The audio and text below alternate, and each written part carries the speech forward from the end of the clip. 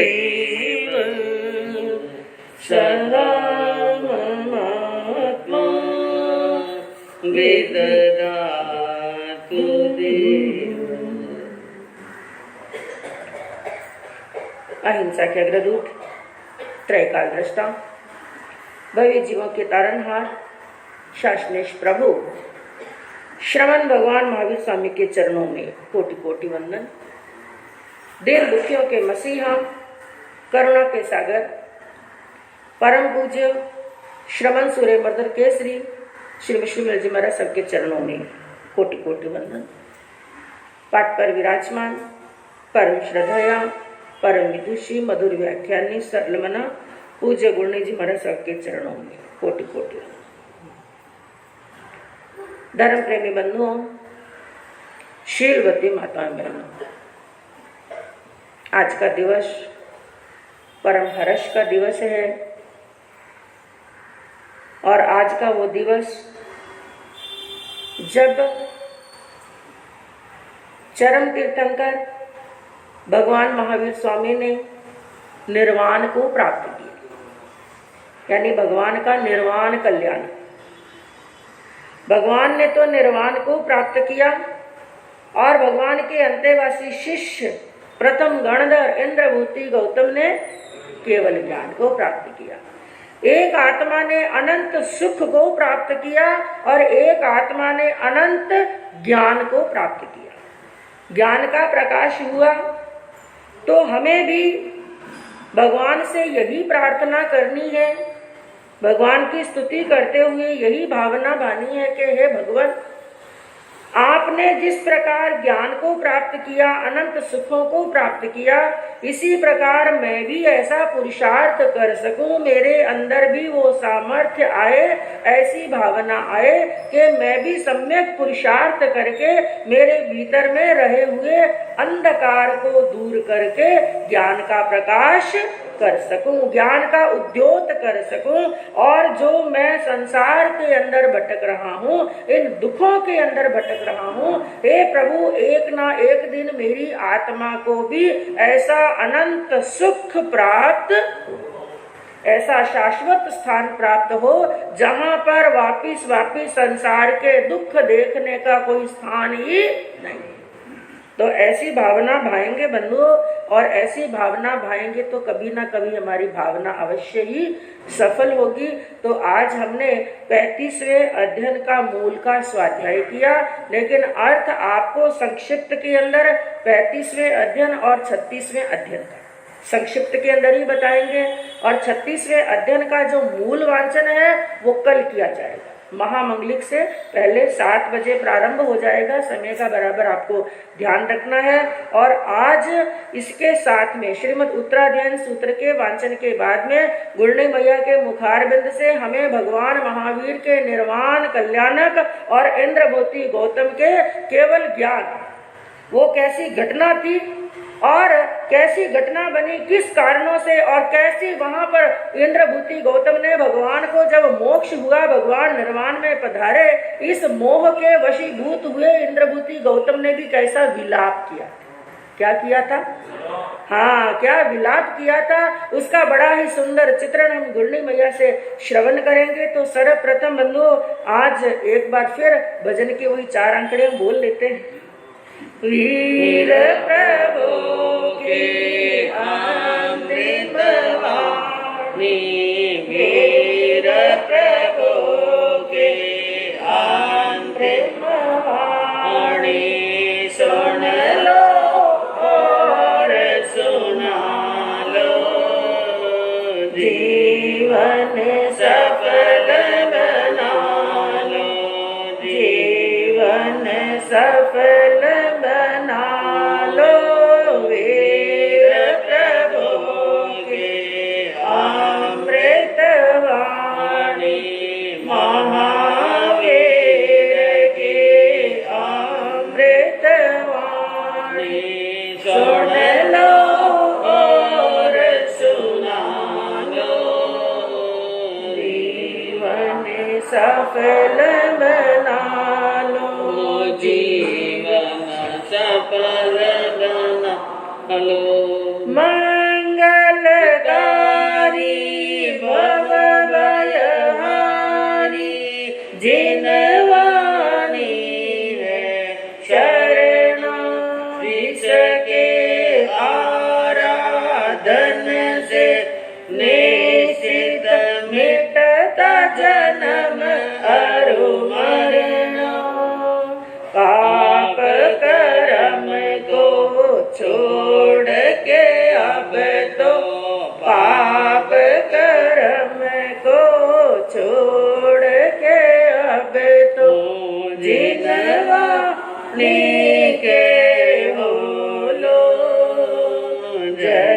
जिन वाणी बोलो, जय जिन वाणी बोलो, वीर प्रभु के अमृत वाणी,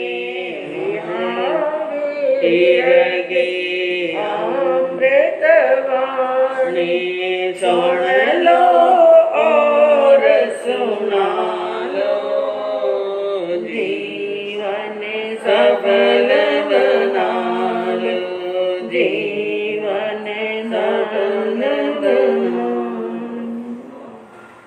तो 35वां अध्ययन, जिसका नाम है अणगार मार्ग गति, और अणगार मार्ग गति, इस तरह के पहले 2 अध्ययन और भी आप श्रवण कर चुके हैं, जिसके अंदर 28वां अध्ययन कौन सा आया था? मोक्ष मार्ग गति, और 30वां अध्ययन आया था तपो मार्ग गति। अब मार्ग गति का मतलब तो आप समझ ही गए अच्छी प्रकार से, यानी तपो मार्ग गति के अंदर तप का मार्ग कौन कौन सा है और उस पर गमन कैसे करना है, और मोक्ष मार्ग गति यानी मोक्ष के मार्ग कौन कौन से हैं और उन मार्गों के ऊपर गमन कैसे करना है। अब आया अणगार मार्ग गति। अणगार किसे कहते हैं? साधु को, श्रमण को, मुनि को, निर्ग्रंथ को कहते हैं। तो अणगार का मार्ग कौन सा है, अणगार को कौन से रास्ते पर चलना चाहिए, उनके लिए सही और सम्यक रास्ता कौन सा है, और गति, और उस मार्ग के ऊपर उसे क्या करना है? गमन करना है। और यदि अणगार उस मार्ग के ऊपर गमन करता है तो अपने लक्ष्य को प्राप्त कर लेता है। तो यहाँ पर आपको बताऊं बंधुओं, मोक्ष के 4 मार्ग बताए। ये आप भली प्रकार से जानते हैं कि मोक्ष के मार्ग कितने हैं? 4। कौन कौन से? ज्ञान, सम्यक दर्शन, सम्यक चारित्र और सम्यक तप। तो जो 28वां अध्ययन मोक्ष मार्ग गति का आया, इसके अंदर नाम तो सभी मार्गों का बताया। ये जो 4 मार्ग हैं, सभी मार्गों के नाम भी बताए और मुख्य मुख्य भेद भी बताए, लेकिन उनके अंदर विशेष करके जो विशद वर्णन किया गया था, डिटेल के अंदर जो वर्णन किया गया था, वो केवल 2 मार्गों का किया गया था। कौन कौन सा? ज्ञान और दर्शन का।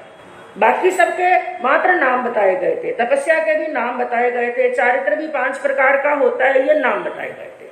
और तो ज्ञान हो गया, दर्शन हो गया। और जो 30वां अध्ययन आया तपो मार्ग गति, उसके अंदर आपने क्या देखा था? उसके अंदर मुख्य 12 भेद बताए, लेकिन 12 भेदों के कई भेद और प्रभेद भी बताए, यानी जो सम्यक तप रूपी मार्ग है उसका विशद वर्णन किया था। तो ज्ञान का वर्णन हो गया, दर्शन का वर्णन हो गया, तप का वर्णन हो गया, पीछे कौन सा बचा? चारित्र। तो ये अणगार मार्ग गति के अंदर, यानी अणगार को कैसे गमन करना, यानी कैसे चारित्र का पालन करना। तो जो मोक्ष का यह 3रा मार्ग है सम्यक चारित्र, तो इस अध्ययन के अंदर सम्यक चारित्र का बड़े यहाँ पर डिटेल के अंदर वर्णन किया गया है, बताया गया है कि जो सर्व विरति रूप अणगार है। एक अणगार होता है, अणगार के व्रत कैसे होते हैं? सर्व विरति रूप। एक तो होता है देश विरति, देश यानी छोटा, सर्व यानी पूरा, संपूर्ण। कि जैसे एक साधु है, साधु के व्रतों को कहते हैं महाव्रत, और श्रावक के व्रतों को क्या कहते हैं? देश व्रत भी कहते हैं, अनुव्रत भी कहते हैं। देश भी छोटा और अणु भी छोटा, और महा का मतलब बड़ा। तो महाव्रत यानी साधु के व्रतों के अंदर किसी प्रकार की छूट नहीं होती है। और जो श्रावक है, श्रावक के व्रतों के अंदर क्या होती है? छूट। अब जैसे असत्य के बारे में है, असत्य तो बोलना नहीं है, लेकिन फिर भी बड़ा झूठ बोलने का तो उसको त्याग, बड़ा झूठ नहीं बोलना है, लेकिन छोटा मोटा झूठ तो लगता है। बड़ी चोरी नहीं करनी है, बड़ी हिंसा नहीं करनी है। इसी प्रकार लेकिन साधु के लिए ना छोटी चोरी करनी ना बड़ी।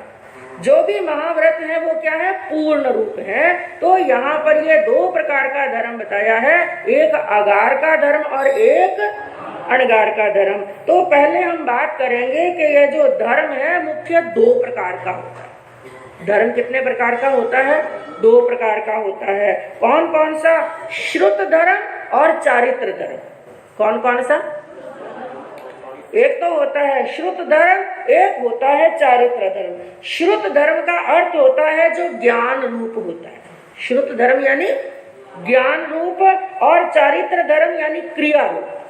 पहले भी ये कई बार प्रसंग चल चुका है कि मोक्ष के दो ही आधार हैं, कौन कौन से? ज्ञान और क्रिया। दोनों मोक्ष में जाने के लिए ये दोनों चाहिए, ज्ञान भी चाहिए और क्रिया भी चाहिए। ज्ञान के बिना अकेली क्रिया भी कुछ नहीं कर सकती है। कि जैसे एक व्यक्ति कार्य तो कर रहा है लेकिन कार्य की जानकारी नहीं। अब जैसे उदाहरण के रूप में हमें कहीं पर जाना है, लेकिन वहां का एड्रेस क्या है, वहां का पता क्या है, वहां पर कौन से रास्ते पर जाना है, ये ज्ञान नहीं, लेकिन चल रहे हैं, बिना जानकारी चल रहे हैं। चल तो रहे हैं, क्या केवल चलने से मंजिल मिल जाएगी?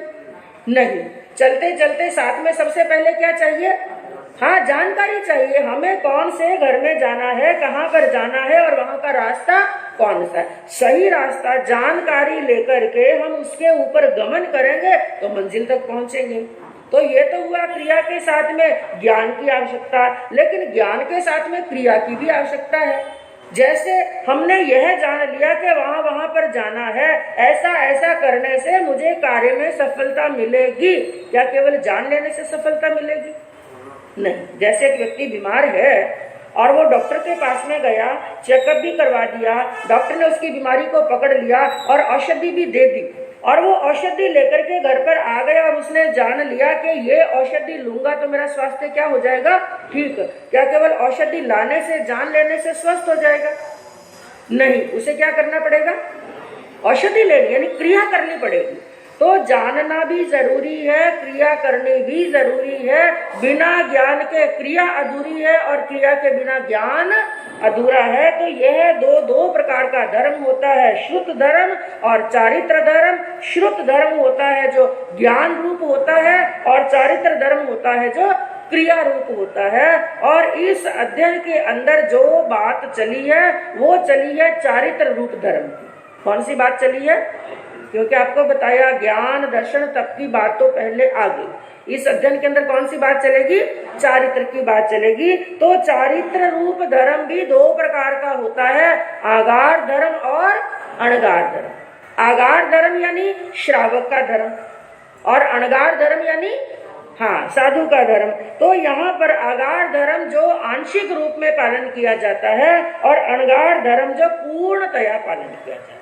तो इस अध्ययन के अंदर अणगार को अपने जीवन के अंदर क्या करना चाहिए और क्या नहीं करना चाहिए, उसका सारांश ज्ञानियों ने 4 लाइनों के अंदर निकालते हुए क्या कहा कि अणगार बनकर मार्ग में, अणगार बनकर मार्ग में पुरुषार्थ हो आचार में, अणगार बनकर मार्ग में पुरुषार्थ हो आचार में, मार्ग के परिशह सहे आस्वाद नहीं सत्कार में, शुक्ल ध्यान में लीन रह के, शुक्ल ध्यान में लीन रह के मोह माया को तजे, मृत्यु समय इस देह को संलेख ना करके तजे, मृत्यु समय इस देह को संलेख ना करके तजे।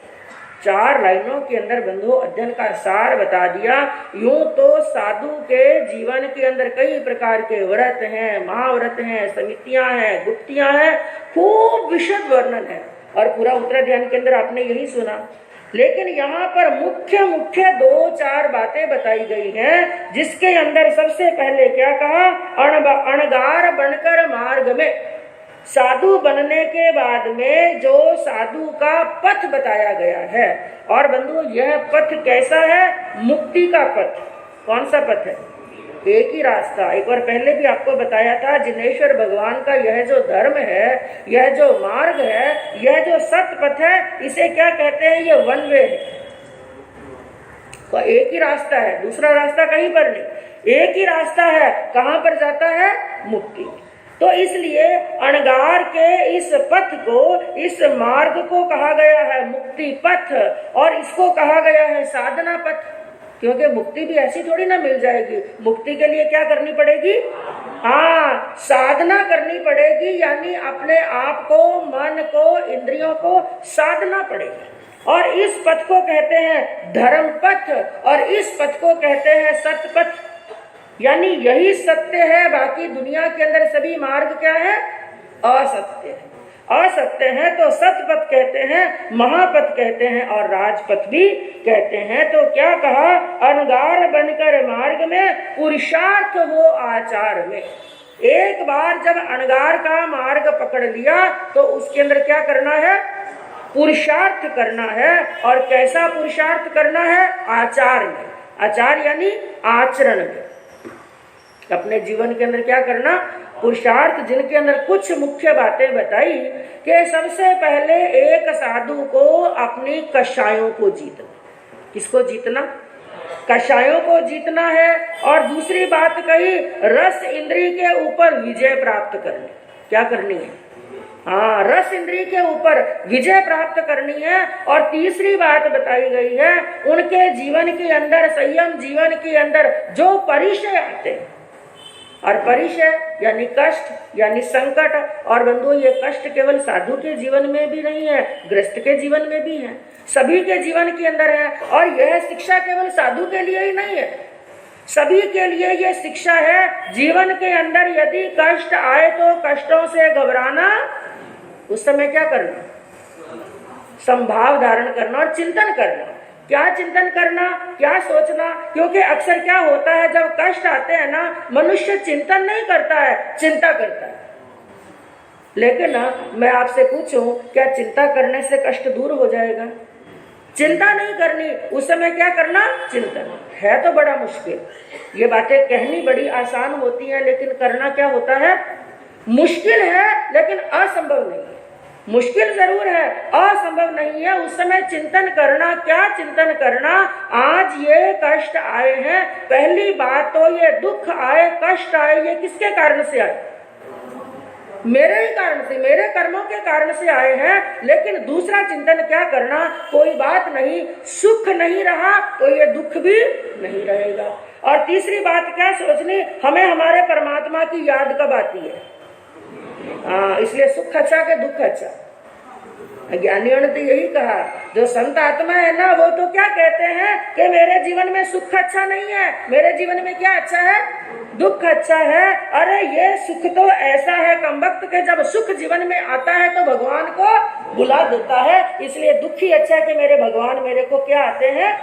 याद आते हैं। तो एक साधु के लिए क्या कहा? जब जीवन के अंदर परिचय आए, कष्ट आए, क्लेश आए, उनसे घबराना नहीं है, बल्कि संभाव के साथ में उन पर क्या प्राप्त करना है?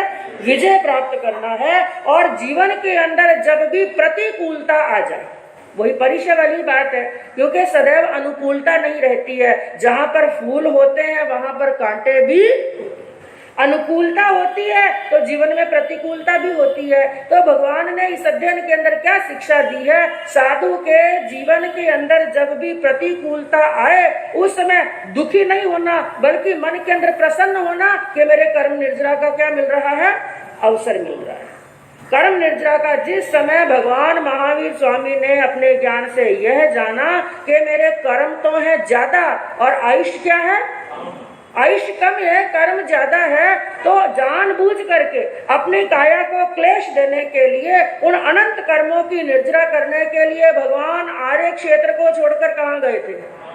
अनार्य क्षेत्र के अंदर गए थे। तो ऐसी बातों को याद करके उन भगवान की सहन शक्ति, मैं को उनके जैसे तो हम नहीं हैं, लेकिन जब उनके कष्टों को, परिश्रमों को हम याद करते हैं तो कुछ ना कुछ हमारे अंदर भी सामर्थ्य अवश्य आता है। तो प्रतिकूलता को सहजता के साथ में सहन करना और वाणी के ऊपर संयम रखना। किसके ऊपर संयम रखना? वाणी के ऊपर संयम रखना और जीवन के अंदर संभाव धारण करना। तो क्या कहा? पुरुषार्थ हो आचार में।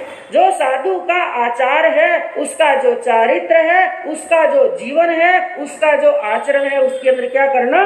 पुरुषार्थ करना।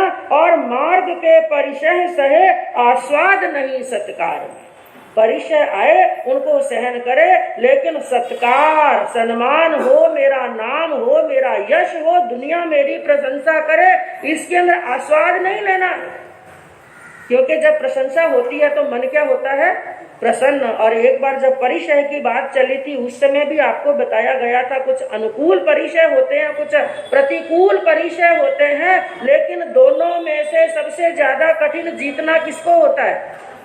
अनुकूल। हाँ, अनुकूल परिचय को सम्मान और सत्कार। तो क्या कहा, चाहे तुम्हारी कोई निंदा करे, चाहे तुम्हारी कोई प्रशंसा करे, चाहे तुम्हारा कोई अपमान करे, चाहे सम्मान करे, चाहे तुम्हारा कोई तिरस्कार करे, चाहे तुम्हारी वंदना और स्तुति करे, तुम्हें किसी से कुछ लेना देना। ये सोचना किसी के कहने से मैं अच्छा नहीं बनूंगा और किसी के कहने से मैं बुरा, मैं जैसा हूँ वैसा हूँ। इसलिए मन के अंदर किसी प्रकार की सत्कार, सम्मान, अपमान की कैसी भी परिस्थिति हो, मन के अंदर किसी प्रकार का कोई राग द्वेष का भाव नहीं लाना है। और अगली बात क्या कही, शुक्ल ध्यान में लीन रहकर मोह माया को तजे। कौन से ध्यान में रहना है? शुक्ल ध्यान। 4 ध्यान बताए गए हैं, जिसके अंदर क्या बताया, जो पहले के 2 ध्यान है ना, आर्त ध्यान और रौद्र ध्यान, ये कषायों से जुड़े हुए हैं। किससे जुड़े हैं? इनका संबंध कषायों से। जब तक कषाय हैं तब तक रहेगा आर्त ध्यान और रौद्र ध्यान, या यूं कहें जब तक रहेगा आर्त ध्यान और रौद्र ध्यान तब तक हमारे भीतर में क्या रहेंगी? कषाय। तो इनका संबंध कषायों से है। और दूसरी बात क्या बताई, धर्म ध्यान का संबंध क्षमा, सहनशीलता, सौम्यता और दया से है। और चौथी बात जो शुक्ल ध्यान है कि यह धर्म ध्यान की पूर्णता। किसकी पूर्णता है? धर्म ध्यान की पूर्णता होती है उस समय किसी से कुछ लेना देना नहीं, जब स्व में रमन होता है। किसमें रमन होता है? स्व के अंदर रमन होता है। और अगली सबसे अंतिम बात क्या कही कि मृत्यु समय इस देह को संलेख ना करके तज। एक साधक की, एक चाहे श्रावक है चाहे साधु है, उसकी साधना का पूरा फल उसे कब मिलता है? जब अंतिम के अंदर उसको आता है संलेखना और संथान। याद रखना, उसने जीवन कैसा जिया, किसी भी मनुष्य ने जीवन कैसा जिया, वो भीतर से कैसा है, इसका यदि रिजल्ट निकालना हो तो उसकी मृत्यु देख लो, उसकी मृत्यु कैसी। यदि वो सहज है, सरल है, तो उसकी मृत्यु भी कैसी होगी? हाँ, बड़े आराम से, सहज और सहजता, सरलता के साथ में होगी। तो यहाँ पर क्या बताया कि बिना शुक्ल ध्यान के संलेखना और संतारा आता ही नहीं। संलेखना संतारा यदि आया, सावचेत अवस्था के अंदर आया, इसका मतलब ध्यान कौन सा चल रहा है? शुक्ल ध्यान चल रहा है। बिना शुक्ल ध्यान कभी संलेखना संतारा आने वाला नहीं है। तो प्रभु ने क्या फरमाया, जब साधक अपने जीवन के अंदर यह जान ले मेरा अंतिम समय पास में है, मेरा यह शरीर साधना के अंदर सामर्थ्यवान नहीं रहा, मेरा शरीर सक्षम नहीं रहा है, यह अपने ज्ञान से जान करके इस शरीर को त्यागने की तैयारी करे। और शरीर को त्यागने की तैयारी कौन सी है? संलेखना प्रारंभ कर ले। तो संलेखना और संधारा करके अपने जीवन का अंत करे, ताकि आगे के अंदर और कर्मों की क्या कर सके? निर्जरा। तो आज तो बंधु संक्षिप्त के अंदर ही ये बताया जाएगा। और 36वां अध्ययन, जिसका नाम है जीवा जीव विभक्ति, यानी इस अध्ययन के अंदर हम यदि कहें, भगवान ने पूरे लोक के अंदर जीव और अजीव, ये 2 ही चीजें हैं। पूरे संसार के अंदर 2 ही मूल चीजें हैं। कौन कौन सी? बस इसके अतिरिक्त दृष्टि डाल करके देखो, क्या जीव और अजीव के कुछ अतिरिक्त कुछ है? नहीं है। तो इस अध्ययन के अंदर केवल मुख्य रूप में आपको ये बताएंगे कि इस अध्ययन के अंदर भगवान ने वर्णन किस किस चीज का किया है, क्योंकि इसकी तो 270 गाथा है। कितनी गाथा है? बहुत बड़ा अध्ययन है। और इसका विस्तार करने के लिए बैठे तो खूब लंबा समय चाहिए। मात्र आपको बताया जाएगा कि वर्णन किस किस चीज का आता है। तो 4 लाइनों के अंदर इसका सार निकाला और क्या कहा, जीव और अजीव दोनों लोक के आधार हैं। जीव और अजीव दोनों लोक के आधार हैं। स्वरूप इनका जानना ही ज्ञान का विस्तार है। जीव और अजीव दोनों लोक के आधार हैं, स्वरूप इनका जानना ही ज्ञान का विस्तार है। भेद इनका जानकर भेद इनका जानकर संयोग इनका हो अलग, भेद का विज्ञान करता कर्म बंधन से सजग, कर्म बंधन से सजग। इतने बड़े अध्ययन का सार 4 लाइनों के अंदर निकाला और ज्ञानियों ने क्या कहा कि जीव और अजीव दोनों लोक के आधार हैं। ये पूरा लोक जो दिखाई दे रहा है या जो हमें दिखाई नहीं दे रहा, क्योंकि हमें तो कितना दिखाई दे रहा है, बस ये यहाँ पर जैन भवन का हॉल, बाहर निकलेंगे तो बाहर इससे ज्यादा हम कुछ ही दिखाई नहीं दे रहा, लेकिन केवल ज्ञानियों को कितना दिखाई दे रहा है, सब कुछ। लोक भी दिखाई दे रहा है और अलोक भी दिखाई दे रहा है, सातवीं नारकी भी दिखाई दे रही है और सिद्ध आत्माएं भी दिखाई दे रही हैं। तो उन्होंने अपने केवल ज्ञान से जान करके, केवल दर्शन से देख करके एक ही बात बताई कि जीव और अजीव दोनों लोक के आधार हैं। पूरे लोक के आधार 2 ही हैं, कौन कौन? जीव और अजीव, इसके अतिरिक्त तो कुछ भी नहीं है। हमें चाहे दिखाई दे चाहे नहीं दिखाई दे, 2 ही आधार हैं। इसलिए एक समकिति को क्या चाहिए? एक साधक को बाकी कोई ज्ञान करने से पहले, कोई जानकारी करने से पहले एक ही जानकारी करनी है, कौन सी? स्वरूप इनका जान करके यही ज्ञान का विस्तार है। क्या जानकारी प्राप्त करनी? जीव कौन, अजीव कौन, किस किस में जीव है, जीव के भेद कितने हैं, जीव कहाँ पर रहता है। क्योंकि 10वें कालिक सूत्र के अंदर प्रभु ने यही फरमाया कि पहले जानो।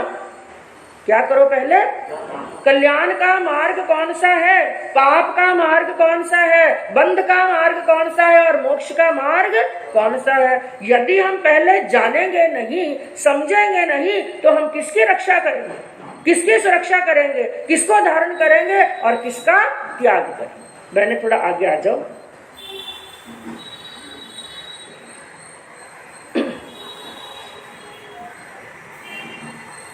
तो क्या बताया? इसके स्वरूप को, जीव और अजीव के स्वरूप को जानना ही सच्चा ज्ञान होता है और भेद इनका जानकर संयोग इनका हो अलग।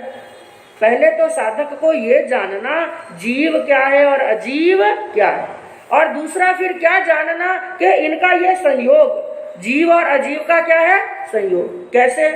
जैसे हमारा शरीर क्या है, हमारा शरीर क्या है? अजीव। शरीर क्या है?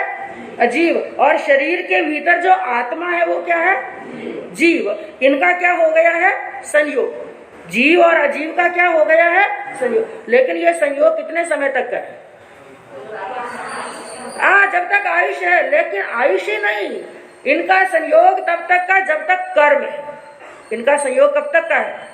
हाँ ठीक है, आज औदारिक शरीर मिला, कल व्याक्रिय शरीर मिल जाएगा, फिर औदारिक शरीर मिल जाएगा, लेकिन शरीर और आत्मा का संयोग कब तक का है? जब तक क्या है? कर्म है। तो जब तक कर्म है और जब तक इसका संयोग है तब तक जीव दुखी होता है। जब तक क्या होता है? जब तक इनका संयोग बना रहेगा तब तक क्या होगा? और दूसरा क्या जानना कि यह संयोग जो है मुझे दुख देने वाला है, पीड़ित करने वाला है, और क्या जानना कि यह अजीव मेरा नहीं है, मेरी तो केवल क्या है? आत्मा। तो पहले तो हम जानेंगे जीव क्या है, अजीव क्या है, तभी तो भेद विज्ञान करेंगे, और भेद विज्ञान करेंगे तभी तो अजीव के प्रति आसक्ति टूटेगी, और भेद विज्ञान नहीं होगा तो आसक्ति टूटने वाली नहीं है। तो इस अध्ययन के अंदर क्या बताया कि भेद इनका जानकर संयोग इनका हो अलग। पहले तो भेद विज्ञान करे और फिर जो इनका संयोग हुआ है उसके अंदर पुरुषार्थ करे कि मुझे संयोग को किसमें बदलना है? वियोग में। इस अजीव से अपने जीव को क्या करना है? अलग करना है। और भेद का विज्ञान करता कर्म बंधन से सजग। इनके संयोग को वियोग में कौन बदलता है? जो कर्म बंधन के अंदर सजग रहता है कि मैं ऐसा कार्य नहीं करूं कि मेरे वापस क्या बंध जाए? कर्म बंध जाए। कुल मिलाकर के बंधुओं, मुख्य रूप में आपको बताऊं, इस अध्ययन के अंदर लोक क्या है, अलोक क्या है, इसका कथन किया गया। लोक किसे कहते हैं? जिसके अंदर 6 द्रव्य होते हैं। लोक के अंदर क्या है? धर्मास्तिकाय, अधर्मास्तिकाय आदि 6 द्रव्य होते हैं, उसे क्या कहते हैं? लोक। और लोक के बाहर क्या है? अलोक। अलोक के अंदर कौन सा द्रव्य है? आकाशास्ति का एक ही द्रव्य है। तो लोक क्या है, लोक का प्रमाण कितना है, लोक कौन सा है, लोक कितने हैं, इसका वर्णन है। और अलोक कितना है, उसका प्रमाण क्या है, इसका वर्णन आया गया है। और दूसरा बताया गया है जीव क्या है और अजीव क्या है, इसका वर्णन बताया। और तीसरा आया द्रव्य, क्षेत्र, काल और भाव की अपेक्षा से जीव और अजीव का वर्णन बताया गया है। और अगला इसके अंदर बताया जीव के भेद कितने और अजीव के भेद कितने। जीव के भेद कितने हैं, 563, और अजीव के भेद कितने हैं, 560। तो उन भेदों का वर्णन आया। और पांचवा यहाँ पर वर्णन आया है कि जीव कितने प्रकार से सिद्ध होता है। कितने भेदे सिद्ध होता है, 15 भेदे सिद्ध। तो किस प्रकार से जीव सिद्ध होता है, और जब सिद्ध होता है मोक्ष में जाता है तो मोक्ष का स्थान कैसा है, सिद्ध शिला कैसी है, उसका आकार प्रकार प्रमाण कितना है, और सिद्ध आत्माएं वहां पर किस प्रकार से विराजमान होती है, इसका वर्णन भी इस अध्ययन के अंदर आता है। और संलेखना का काल, संलेखना का तप। अभी संलेखना संतारा की बात आई कि अंतिम समय के अंदर क्या करना, संतारा और संलेखना। लेकिन संलेखना, मध्यम संलेखना कैसी होती है, जगन्य संलेखना कैसी होती है, उत्कृष्ट संलेखना कैसी होती है, संलेखना के अंदर क्या क्या तप किया जाता है, इसका वर्णन भी अध्ययन के अंदर चलता है। और उसके बाद में बताया 4 प्रकार की दुष्ट भावनाएं कौन सी होती हैं, उसके लक्षण कौन से होते हैं, और साधक को 4 दुष्ट भावनाओं का त्याग करना चाहिए, ये वर्णन चलता है। और अगला वर्णन आया सुलभ बोधि कौन और दुर्लभ बोधि कौन।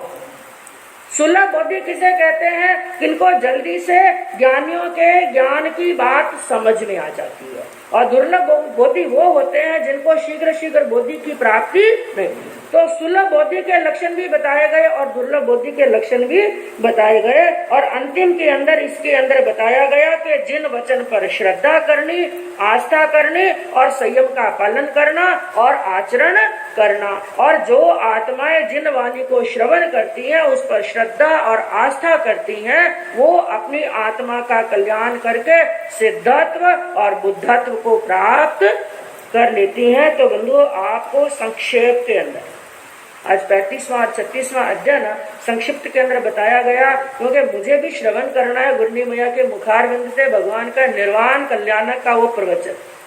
1 साल के बाद के अवसर आता है, साल भर के बाद में वो गौतम स्वामी का मोह कैसा था, उनका राग कैसा था, उनका भी बंधुओं वर्णन हम बड़े विस्तार पूर्वक गुरनी मैया से श्रवण करेंगे।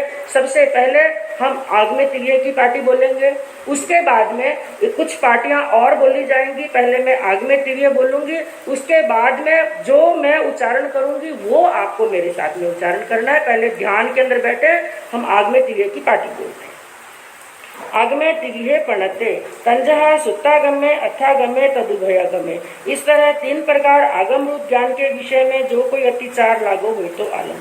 जम वाइदम बच्चा मेलियम इनक्षरम अचक्षरम पयहीनम विनयहीनम जोगिनम घोषिनम सुट्ठू दिन्नम दुट्टू पड़ीचियम अकाले कौ सज्जाओ काले न कौ सज्जाओ असज्जाए सज्जाएम सज्जाए न सज्जाएम बनता गुणता विचारता ज्ञान और ज्ञानवंत पुरुषों की आशातना की हो तो तस्मिच्छा।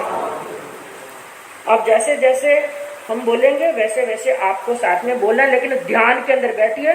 जब तक लास्ट में ओम शांति नहीं बोले तब तक आप ध्यान के अंदर बैठे रहेंगे और वैसे वैसे उच्चारण करते हैं। जम किंची मिच्छाए मन दुकड़ाए, वय दुकड़ाए, काय दुकड़ाए, कोहाए, मानाए, मायाए, लोभाए, सब कालियाए, सब मिच्छो व्याराए, सब दम्माई कमनाए, आसायणाए, जो में देवसियो, अय्यारो, कौ तस खमा समनो, पड़ी कमामी, निंदामी, गरियामी, अप्पाणम, वो सिरामी, मूलागम, अर्थागम, तदुभयागम।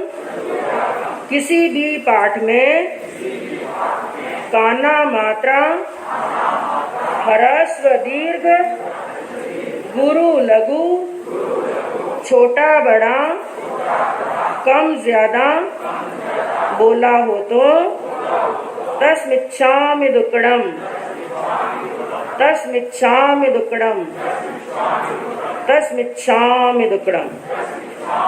अब बंधुओं, हम एक भावना भाएंगे भगवान के सामने। हमें मंगल भावना भानी है अपने चित्त की। जो जो भाव आपके मन के अंदर आए हों जिन वाणी को श्रवण करते हुए, और कुछ देर के लिए आपको यह चिंतन करना है कि हम भगवान के समूह शरण के अंदर बैठे हैं। वो मंडप भूमि जहाँ पर 12 प्रकार की परिषद बैठी है और सन्मुख भगवान के दर्शन हो रहे हैं, वो उस पीठिका के ऊपर और स्फटिक सिंहासन के ऊपर भगवान विराजमान है, और हम अपने मन की भावना, मन का चिंतन भगवान के सन्मुख अपने मन की बात कह रहे हैं। तो बड़ी श्रद्धा के साथ में साथ में उच्चारण करेंगे, हे प्रभु मुझे बोधि लाभ हो, हे प्रभु मुझे सत्य धर्म के प्रति श्रद्धा प्रकट हो, हे प्रभु मुझे सम्यक्त की प्राप्ति हो, हे प्रभु मैं कषायों का विसर्जन करूं, हे प्रभु मैं समस्त कर्मों को क्षय करने का सामर्थ्य प्राप्त करूं, हे प्रभु मेरी आत्मा सहज सरल विनम्र बने, हे प्रभु मेरे भीतर सम्यक पुरुषार्थ प्रकट हो, हे प्रभु संसार से पूर्ण विरक्ति हो, हे प्रभु मोह के पाश टूटे, हे प्रभु मेरी आत्मा में केवल ज्ञान केवल दर्शन प्रकट हो, हे प्रभु मेरी आत्मा बुद्धत्व सिद्धत्व परम तत्व मोक्ष को प्राप्त हो, मोक्ष को प्राप्त हो, मोक्ष को प्राप्त हो।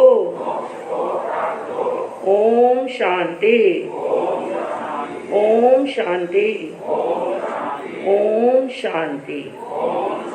बोलिए भगवान महावीर स्वामी की, इंद्रभूति गौतम गणधर की, बोलिए कल्याणी जिनवानी की। इसी भावना के साथ में शांति। सरस शांति सुधारस सागर सुचितरंगण